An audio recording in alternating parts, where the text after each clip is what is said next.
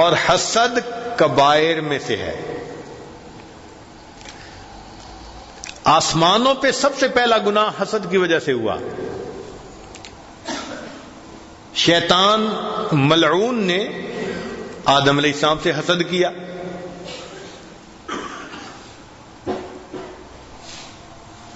اور گناہ کا مرتکب ہوا۔ تو حسد کی وجہ سے آسمان پر پہلا گناہ ہوا، اور حسد کی وجہ سے ہی زمین پر سب سے پہلا گناہ ہوا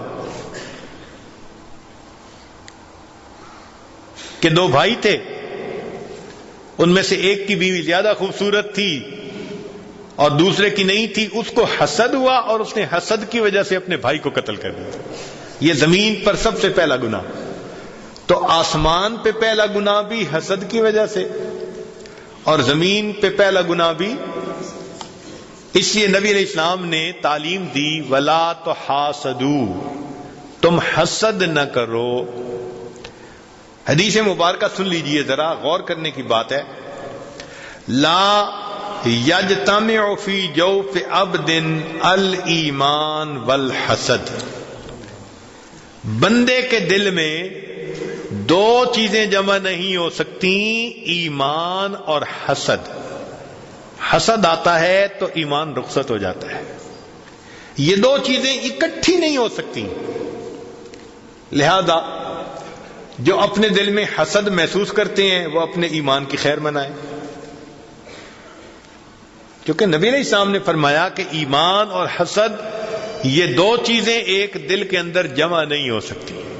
اور یہ بھی فرمایا کہ الحسد یاکل الحسنات کما تاکل النار الحطب، کہ جس طرح آگ خشک لکڑی کو کھا لیتی ہے، حسد اس طرح انسان کی نیکیوں کو کھا جاتا ہے۔ تو حسد کرنے سے اپنی نیکیاں گئی، کتنا نقصان ہے یہ۔ اور حسد کیوں ہوتا ہے کہ اللہ دوسرے کو کسی نعمت سے نوازتا ہے۔ لوگوں کو مال سے حسد ہوتا ہے، حسن و جمال سے حسد ہوتا ہے، فضل و کمال سے حسد ہوتا ہے، کوئی نہ کوئی نعمت ہوتی ہے دوسرے کے پاس جس کی وجہ سے ان کو حسد ہوتا ہے۔ تو گویا حسد کرنے والا اللہ تعالی کی تقسیم پر راضی نہیں ہوتا، اس کو تقدیر پہ شکوہ ہوتا ہے کہ اس کو کیوں ملا، یہ مجھے ملنا چاہیے تھا۔ اور اللہ کی تقدیر پہ جو راضی نہ ہو تو اللہ تعالیٰ تو اس بندے سے بہت ناراض ہوتے ہیں۔ اس لیے فرمایا کہ جب لوح و قلم کو پیدا کیا گیا تو اللہ نے قلم کو حکم دیا کہ قلم لکھ، تو قلم نے لکھا لا الہ الا انا محمد رسولی، یعنی اللہ کی طرف سے لکھا جا رہا ہے میرے سوا کوئی معبود نہیں، محمد صلی اللہ علیہ وسلم میرے رسول ہیں۔ پھر آگے قلم نے لکھا من لم یستسلم بقضائی، جو میری قضا کو تسلیم نہیں کرتا، ولم یصبر علی بلائی، میری بھیجی ہوئی بلاؤں پر صبر نہیں کرتا، ولم یشکر علی نعمائی، جو میری نعمتوں کا شکر ادا نہیں کرتا، فلیتخذ ربا سوائی، اس کو چاہیے میرے سوا کسی اور کو اپنا رب بنا لے۔ تو ہم اللہ کی تقدیر پہ راضی رہیں، اللہ نے جس کو جو عطا کیا وہی بہتر اور اچھا ہے۔ دل میں حسد نہ پیدا ہونے دیں، اس لیے فرمایا ام یحسدون الناس علی ما آتاہم اللہ من فضلہ۔ تو الحسد اعتراض علی قدر اللہ، اللہ کی تقدیر کے اوپر اعتراض ہوتا ہے۔ اور عجیب بات دیکھو کہ حسد کا انجام کیا، للہ در الحسد ما عاد لہ بدا لصاحبہ فقتلہ، کہ حسد جس بندے سے شروع ہوتا ہے اسی بندے کو قتل کر کے رکھ دیتا ہے۔ حسد والا اپنی آگ میں خود جلتا ہے نا، جس کو اللہ نے نعمت دی وہ تو مزے کی نیند سو رہا ہوتا ہے، تو حسد والا جاگ رہا ہوتا ہے نا، یہ تو کروٹیں بدل رہا ہوتا ہے نا، اس کو بے چینی ہوتی ہے۔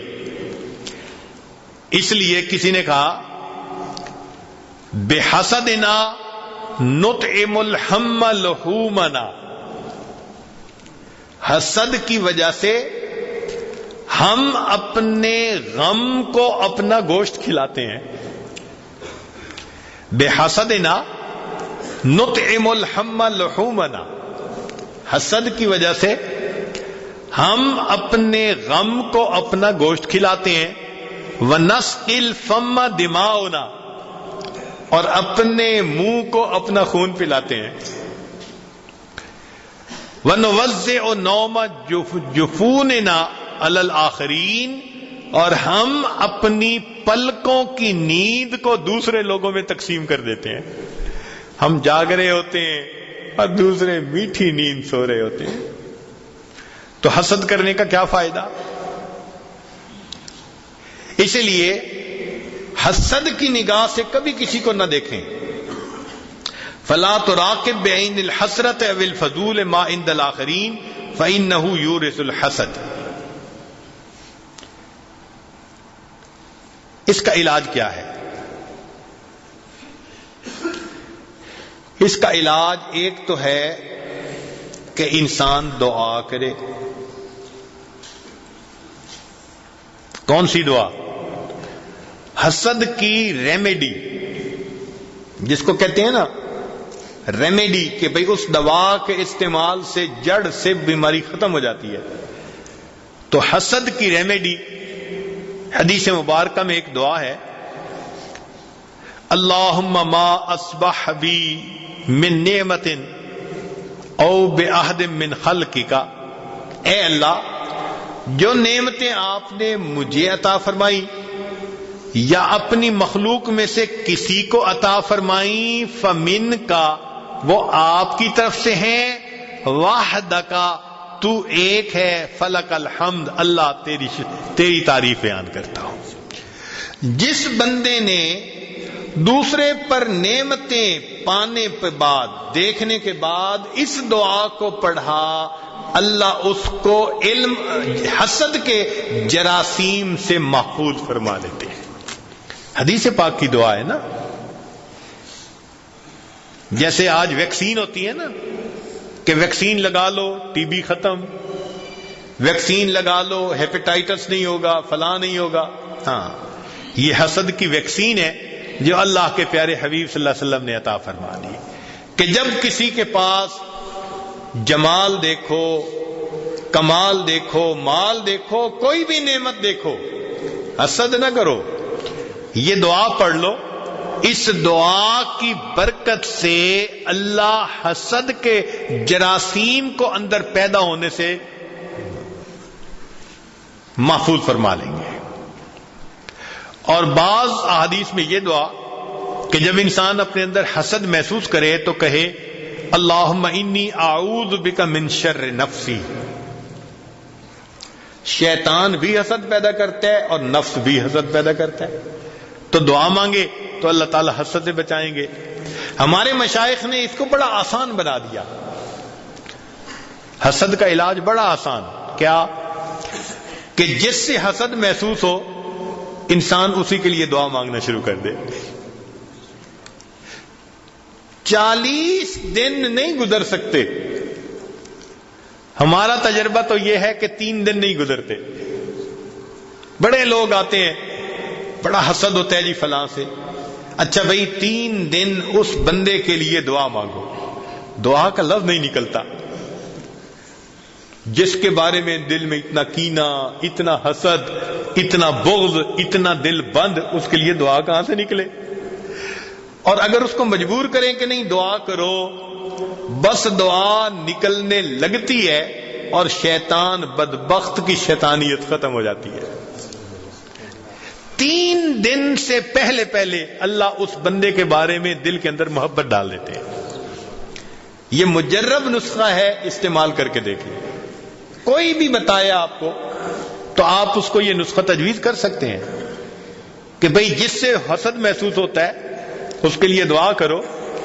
3 دن سے پہلے اللہ حسد کی بیماری کو شفا عطا فرما دے.